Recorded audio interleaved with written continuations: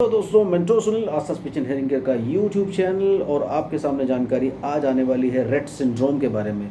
Rett syndrome बेहद rare condition है और रेट सिंड्रोम जो है बिल्कुल आपको ऐसा फील होता है जैसे वो ऑटिज्म स्पेक्ट्रम डिसऑर्डर ही है।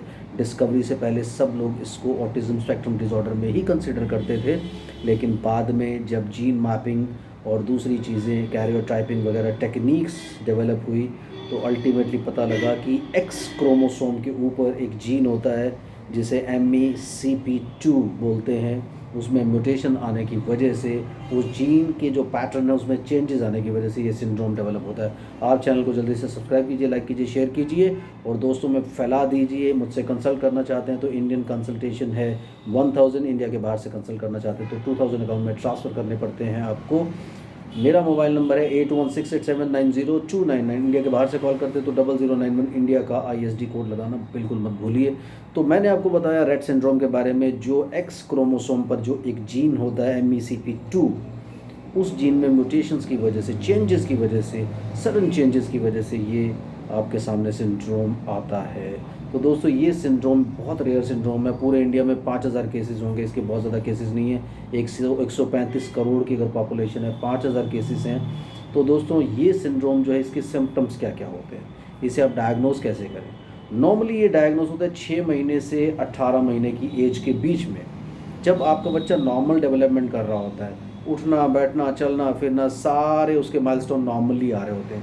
सडनली वो रिवर्स होना शुरू हो जाता है, चाहे उसकी मोटर स्किल्स हैं, मोटर स्किल्स में जैसे चलना फिरना उठना बैठना आ जाते हैं, या कम्युनिकेशन स्किल्स हैं, चाहे कुछ भी है, या इंटेलेक्चुअल स्किल्स हैं, सारे स्किल्स उसके धीरे धीरे धीरे धीरे बैक चले जाते हैं। And more over intellectual abilities यानी IQ के ऊपर भी फ़र्क पड़ सकता है सडनली। तो ये जब आप सिम्टम्स देखें नॉर्मली, क्योंकि सबसे पहले ये आप हिस्ट्री में देखते हैं कि क्या हिस्ट्री में सब चीज़ें आ रही हैं। अगर वो सब चीज़ें आपके सामने आते हैं, फिर आप कैरियोटाइपिंग या जीन मैपिंग या दूसरी चीज़ें करा करके जेनेटिक काउंसलिंग के जरिए आप ये देख सकते हैं कि क्या एक्चुअली रेट सिंड्रोम है या नहीं है।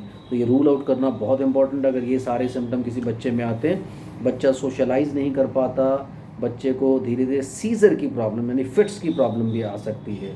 उसके अलावा जैसे बच्चा 10 या 11 साल का होता है तो एक शैलोसिस करके एक प्रॉब्लम होती है जिसमें रीढ़ की हड्डी टेढ़ी हो जाती है। तो ये सारी प्रॉब्लम्स उन बच्चों में आ सकती हैं। काफ़ी सारी उनकी जो जो नॉर्मल एक डेवलपमेंट चल रही होती है, उस सारी डेवलपमेंट के ऊपर कहीं ना कहीं ब्रेक लग जाता है और वो वापस जाना शुरू हो जाती हैं। यानी वो फिर से ऐसा लगता है कि जैसे बच्चे ने सब कुछ गेन करके सब कुछ लूज़ कर दिया हो। तो दोस्तों, रेट सिंड्रोम एक रेयर कंडीशन है। इसका जो ट्रीटमेंट है, सबसे बड़ी बात है कि सबसे ज़्यादा गर्ल्स इससे अफेक्ट होती हैं, और गर्ल्स अफेक्ट भी क्या, गर्ल्स सामने आती हैं, उनमें 2 एक्स क्रोमोसोम्स होते हैं। तो थोड़ा सा, क्योंकि एक एक्स क्रोमोसोम ठीक रहता है, दूसरे एक्स क्रोमोसोम पे जो MECP2 जीन है उस पे जो प्रॉब्लम्स आती हैं, तो कहीं ना कहीं मेकअप हो जाती है चीज़ें और बच्चा सर्वाइव कर जाता है। लेकिन बॉयज़ में अगर ये प्रॉब्लम आती है, एक ही एक्स क्रोमोसोम होता है, नॉर्मली वो सर्वाइव नहीं कर पाता है, प्रॉब्लम्स रहती हैं। तो इसलिए बहुत इंपॉर्टेंट है कि टाइमली आप इन चीज़ों को डायग्नोज कर लें, और अगर ये डायग्नोसिस बनता है तो उसी हिसाब से आप मैनेजमेंट भी इसका शुरू कर दें। इसके लिए speech therapy, occupational therapy, behaviour therapy, इन सब थेरेपी से हम बच्चे को कहीं ना कहीं एक डिपेंडेंट, एक सेल्फ डिपेंडेंट बनाने की कोशिश करते हैं। गर्ल्स की मैं बात कर रहा हूँ ज़्यादातर, लेकिन बॉयज़ ज़्यादातर जैसे मैंने बताया कि वो नॉर्मल नहीं हो पाते, नॉर्मल गर्ल भी नहीं होती हैं, लेकिन थोड़ा सा सेल्फ डिपेंडेंट हो जाती हैं। तो दोस्तों, it is a very rare condition. आप ज़रूर ख्याल रखिए, सिम्टम्स को कंपेयर कीजिए, लेकिन मैं बार बार आपको कहता हूँ कि अपने आप से डायग्नोज मत कीजिए, क्योंकि आप डायग्नोज करने की बहुत हाई, मेरे बच्चे को तो ये नहीं हो गया। अगर कोई कन्फ्यूजन है मुझसे पूछ लीजिए। आज के लिए इतना ही, बाय बाय, टेक केयर।